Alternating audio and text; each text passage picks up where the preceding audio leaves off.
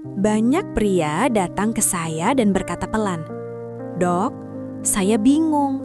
Tubuh saya kelihatannya sehat, makan masih kuat, jalan masih lancar. Tapi kenapa respon Mr. P terasa berbeda?" Ada yang mengira ini wajar karena usia. Ada juga yang diam-diam menyalahkan diri sendiri. Yang mengejutkan, setelah saya dengarkan ceritanya, masalah ini sering bukan karena penyakit berat, bukan juga semata karena umur. Justru penyebabnya sering berasal dari kebiasaan kecil yang dilakukan setiap hari tanpa disadari. Kebiasaan yang terlihat sepele, tapi pelan-pelan melemahkan respon alami tubuh. Lebih mengejutkan lagi, kebiasaan ini juga dilakukan oleh banyak pria usia 50, 60, bahkan 70 tahun yang sebenarnya masih punya potensi tubuh yang baik. Di video ini, saya akan membahas kebiasaan-kebiasaan tersebut berdasarkan pengalaman saya menangani pasien lansia dan tentu saja disertai solusi yang aman dan masuk akal. Jika Anda merasa ada perubahan pada tubuh atau ingin mencegahnya sejak dini, pastikan Anda menonton video ini sampai selesai. Sebelum melanjutkan, pastikan Anda menekan tombol subscribe berwarna merah di bawah ini, aktifkan ikon lonceng untuk notifikasi informasi kesehatan terbaru, dan tinggalkan komentar dari kota mana Anda menyaksikan tayangan ini. Saya Dr. Indri yang sudah berpengalaman dalam menangani gejala kesehatan ribuan lansia di seluruh Indonesia. Hari ini saya akan membuka rahasia yang bahkan membuat saya pribadi terkejut. Dalam praktik saya sebagai dokter yang menangani pasien lansia, ada satu pola yang sangat sering terjadi. Keluhan tentang Mr. P jarang sekali disampaikan di awal. Biasanya pasien datang dengan alasan lain. Ada yang mengeluh cepat lelah, ada yang merasa tidur tidak nyenyak, ada juga yang hanya berkata badannya terasa tidak segar meski tidak sakit. Saya masih ingat seorang pasien, sebut saja Pak Hasan, usia 62 tahun. Beliau datang karena merasa stamina menurun. Setelah pemeriksaan umum, hasilnya relatif baik. Tekanan darah terkontrol, gula darah normal, jantung tidak bermasalah. Saat saya bertanya lebih jauh tentang kualitas hidupnya, beliau terdiam cukup lama. Lalu dengan suara pelan berkata, "Dok, sebenarnya ada satu hal yang berubah, tapi saya malu cerita." Keluhan seperti ini sangat umum. Banyak pria menganggap perubahan respon Mr. P sebagai sesuatu yang memalukan atau harus diterima begitu saja karena usia. Padahal, dalam dunia kesehatan pria, perubahan respon tubuh sering menjadi sinyal awal bahwa ada ketidakseimbangan dalam tubuh, baik dari sisi hormon, aliran darah, kualitas tidur, maupun kondisi mental. Berdasarkan berbagai literatur kesehatan internasional, fungsi tubuh pria sangat dipengaruhi oleh gaya hidup. Usia memang berperan, tetapi bukan satu-satunya faktor. Penurunan hormon testosteron misalnya, terjadi perlahan seiring bertambahnya usia.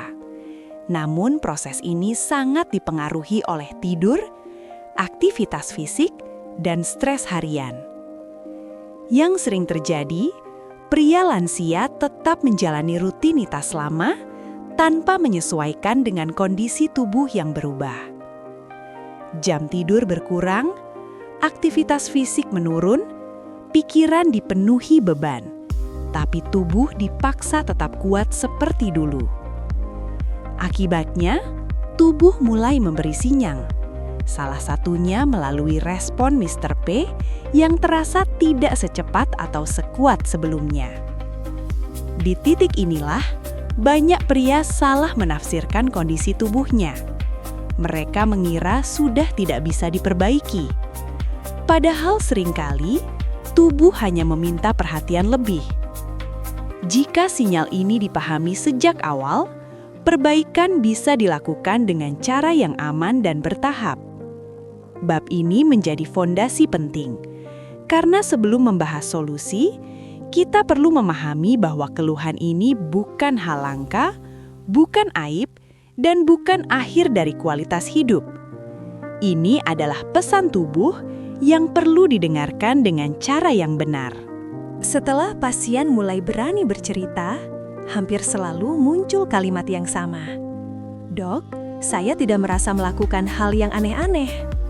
Dan memang benar, kebiasaan yang memengaruhi respon Mr. P biasanya bukan kebiasaan ekstrim, melainkan rutinitas harian yang dianggap wajar. Saya pernah menangani Pak Arif, usia 58 tahun. Beliau masih aktif bekerja, jarang sakit, dan merasa pola makannya cukup baik. Namun saat saya tanyakan lebih detail, ternyata ia tidur kurang dari 6 jam hampir setiap malam. Dari berbagai penelitian kesehatan pria, kualitas tidur memiliki peran besar dalam menjaga keseimbangan hormon dan pemulihan jaringan tubuh. Saat tidur terganggu, tubuh tidak memiliki waktu cukup untuk memperbaiki diri, termasuk sistem yang mengatur respon organ intim. Kebiasaan berikutnya adalah kurang bergerak. Banyak pria lansia menghabiskan waktu berjam-jam duduk, baik di rumah maupun di tempat kerja. Aktivitas fisik yang minim membuat aliran darah tidak optimal. Dalam ilmu kesehatan pembuluh darah, aliran darah yang lancar sangat penting untuk respon tubuh secara keseluruhan. Ketika aliran ini melambat, dampaknya sering dirasakan pada stamina dan respon alami tubuh. Pola makan juga sering menjadi faktor tersembunyi. Konsumsi gula berlebihan, makanan tinggi lemak jenuh, serta minim serat dapat memicu peradangan ringan dalam tubuh. Dalam jangka panjang, kondisi ini memengaruhi keseimbangan hormon dan kesehatan pembuluh darah. Banyak pasien terkejut ketika saya menjelaskan bahwa apa yang dimakan hari ini bisa memengaruhi respon tubuh beberapa bulan ke depan. Satu hal yang sering diabaikan adalah stres emosional. Tekanan ekonomi, rasa cemas terhadap masa depan, dan beban pikiran yang tidak pernah dibicarakan dapat meningkatkan hormon stres. Hormon ini berfungsi baik dalam kondisi darurat. Tetapi jika terus tinggi, justru menghambat fungsi tubuh yang berkaitan dengan relaksasi dan respon alami. Semua kebiasaan ini tidak langsung menimbulkan keluhan. Dampaknya muncul perlahan. Karena itulah, banyak pria tidak menyadari hubungan antara rutinitas sehari-hari dengan perubahan yang mereka rasakan. Bab ini penting untuk membuka kesadaran bahwa perbaikan tidak selalu dimulai dari obat, tetapi dari kebiasaan yang sering kita anggap remeh. Setelah menyadari ada perubahan pada tubuh, banyak pria mulai merasa tidak sabar. Ini sangat manusiawi. Saya sering mendengar kalimat seperti ini.